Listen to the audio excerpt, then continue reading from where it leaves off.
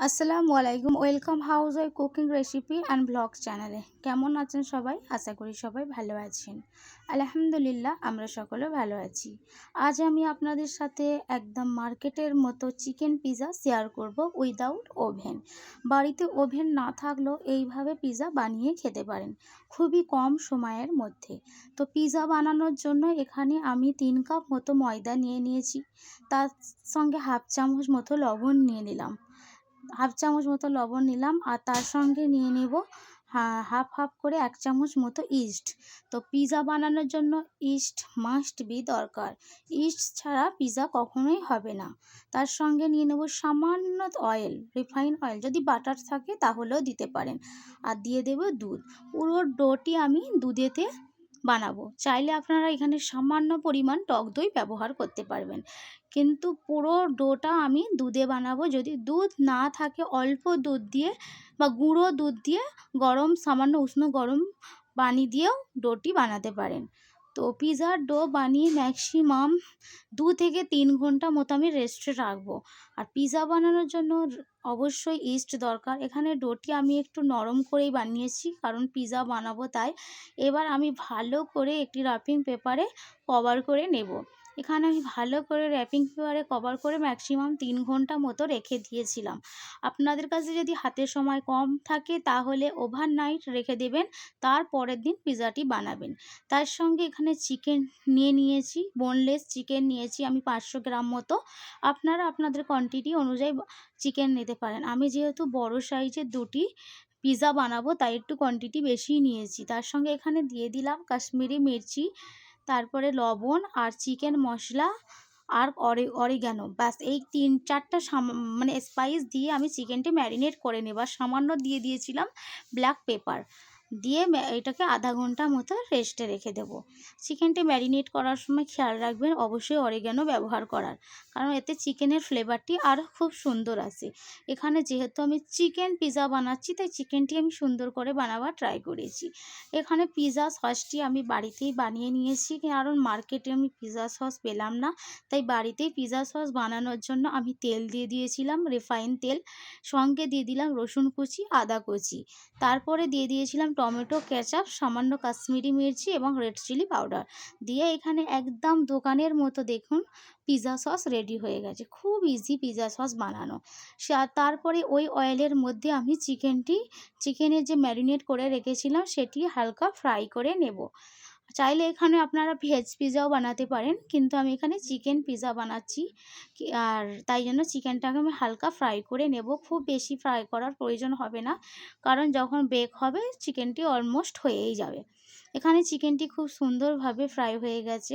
তারপর একটি বড় কড়াইয়ে আমি খানিকটা বালি নিয়ে নিলাম। যেহেতু উইদাউট ওভেন আমি পিৎজা বানাচ্ছি তাই। দেখে নিন ডোটি এখানে কতটা ফুলেছে, মাশাআল্লাহ খুব সুন্দরভাবে ফুলে গেছে। যে ময়দার ডোটি বানিয়ে রেখেছিলাম ৩ ঘন্টায় এতটা ফুলেছে। ওভারনাইট রাখলে তো আরও সুন্দর ফুলবে। আর কতটা স্পঞ্জ জেলি জেলি ভাব এসেছে আপনারা দেখে হয়তো বুঝতে পারছেন। তো আমি প্রথমেই বলেছি আমি এখানে ২টি পিৎজা বানাবো। বেকার বাজার থেকে দাম দিয়ে পিৎজা ততটা টেস্টও হয় না। কিনে কি হবে, এইভাবে যদি বাড়িতে বানিয়ে নিতে পারেন। তারপর এখানে পিৎজা যদি প্লেট থাকে খুবই ভালো হয়, কিন্তু আমার কাছে প্লেট ছিল না। এমনি প্লেটের মধ্যেই পিৎজা শেপ দিয়ে একটি কাঁটা চামচ দিয়ে এইভাবে ড্যাব ড্যাব করে নিলাম। নেওয়ার পর আমি এখানে ফার্স্ট পিৎজা সস লাগাবো। তো বড় বড় সাইজের আমি ২টি পিৎজা বানাচ্ছি, কারণ বাচ্চারা তো খুবই পছন্দ করে আর বাড়ির লোকেরাও পছন্দ করবে। তাই বড় বড় সাইজে ২টি পিৎজা বানাচ্ছি, যাতে আমরা সবাই মজা করে খেতে পারি। এখানে বাড়িতেই যে পিৎজা সসটি বানিয়েছিলাম সেটি দিয়ে দিলাম। আর একটা কথা মনে রাখবেন, এখানে আমি যে কটি উপকরণ দিয়েছি সবই কিন্তু আমি বাড়িতে বানিয়েছি, শুধু অরিগানোটা কেনা ছিল। এখানে পিৎজা সসটি আমি খুব ভালো করে পিৎজার মধ্যে রেখে দিলাম। তারপরে এখানে মজরেলা চিজ নিয়েছি। চিজটি আমি ভালো করে গ্রেট করে নিয়েছি। যেহেতু আমার কাছে গ্রেট করা চিজ ছিল না, কিউব ছিল, তাই আমি ভালো করে গ্রেট করে নিলাম। তার সঙ্গে চিকেন যে ফ্রাই করে রেখেছিলাম সেই চিকেনগুলো আমি ভালো করে ডেকোরেশন করে নিয়েছি।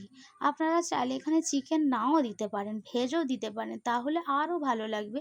কিন্তু আমরা চিকেন একটু পছন্দ করি তাই চিকেন দিয়ে দিলাম। আর খেতেও বেশি টেস্ট লাগে, তাই সেটা আপনাদের পছন্দ অনুযায়ী আপনারা করবেন। অনেকে ভাবে ওভেন ছাড়া পিৎজা হয় না, কিন্তু অনেকের ভুল ধারণা। উইদাউট ওভেনেও পিৎজা খুব ভালো হয় যদি ঠিক প্রসেসে করতে পারেন।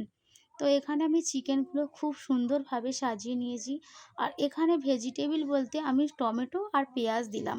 ক্যাপসিকাম যেহেতু আমার বাড়িতে ছিল না, তাই আমি স্কিপ করেছি। আপনাদের কাছে যদি ক্যাপসিকাম আর জৈতুন থাকে বা বেবিকর্ন থাকে অবশ্যই দেবেন, তাহলে পিৎজাটি আরও খেতে ভালো লাগবে। কিন্তু আমার বাড়িতে থাকা সামান্যই আমি বানিয়ে ফেললাম এইভাবে ডমিনোস স্টাইলের মতো পিৎজা। তো খুবই ভালো হয়েছিল, বাড়ির সকলে তো পছন্দ করেছে। আশা করি আপনাদেরকেও বানালে আপনাদেরও ভালো লাগবে। তো সামান্য উপকরণ নিয়ে এইভাবে ঝটপট পিৎজা বাড়িতেই বানিয়ে ফেলবেন। দরকার মার্কেট থেকে 400-500 টাকার পিৎজা কিনে খাওয়ার, অতটা টেস্টও হয় না। কিন্তু বাড়ির তৈরি পিৎজা একবার এইভাবে বানিয়ে খাবেন, টেস্টও হবে, কোনো ক্ষতিও নয়, অথচ সবাই পছন্দ করবে। তো এখানে পেঁয়াজগুলো আমি সাজিয়ে নিলাম।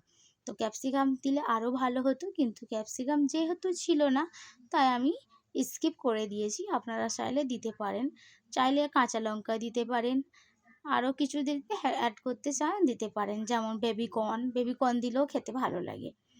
তো এইভাবে আমি ভালো করে ডেকোরেশন করে নিয়েছি, এই দেখে নিন। এবার ওপরে আমি সামান্য অরিগ্যানো ছড়িয়ে দিয়েছি, যেটি হয়তো এই পিৎজাটির মধ্যে স্কিপ হয়ে গেছে ভিডিওটি তোলার সময়। আর ওপরে হালকা করে অরিগ্যানো ছড়িয়েছি, তার আগে দিয়ে দিলাম আবারও গ্রেট করা চিজ। পিৎজাতে যত বেশি চিজ দেবেন তত খেতে ভালো লাগে, জানেন তো? চিজটা এতই ভালো লাগে, দুটো জিনিস ছাড়া পিৎজা একদমই ভালো হয় না। এক নম্বর হচ্ছে ইস্ট, দ্বিতীয় হচ্ছে চিজ। এই দুটো জিনিস মাস্ট বি দরকার। তো এইভাবে গ্রেট করে ওপরে সামান্য অরিগ্যানো নিয়ে আমি বেক করার জন্য বসিয়ে দিয়েছি। যে বালি রেখেছিলাম, কড়াইয়ের মধ্যে বালি রেখেছিলাম, সেখানে একটি স্ট্যান্ড বসিয়ে পিৎজার তৈরির বাসনটি ভালো করে প্লেটটি লাগিয়ে ভালো করে ঢাকনা চেপে দিলাম। তারপর আরেকটি পিৎজা রেডি করে নিচ্ছি। এই দেখুন, আরেকটি পিৎজা এখানে রেডি করা হয়ে গেছে। উপরে অরিগ্যানোটা দিয়ে দিলাম। দিয়ে এইটি আমি ডাইরেক্ট ফ্রাই প্যানে করব। একটি কড়াইয়ে করলাম, একটি ননস্টিক ফ্রাই প্যানে করেছি। আপনাদেরকে যেটা সুবিধে মনে হবে সেটাই করতে পারেন। দুটো পিৎজাই দুর্দান্ত হয়েছে। আমি তো ওভেনের থেকে বলব এইভাবে যদি পিৎজা বানান, খেতে খুবই, দেখে নিন পিৎজাটা কতটা সুন্দরভাবে হয়েছে আর কতটা ফুলেছে, দেখেই বুঝতে পারছেন। আমি টুথপিক দিয়ে চেক করে দেখেও নিয়েছি যে পিৎজাটি রেডি হয়েছে কিনা। দেখলাম একদম পারফেক্ট রেডি হয়ে গেছে।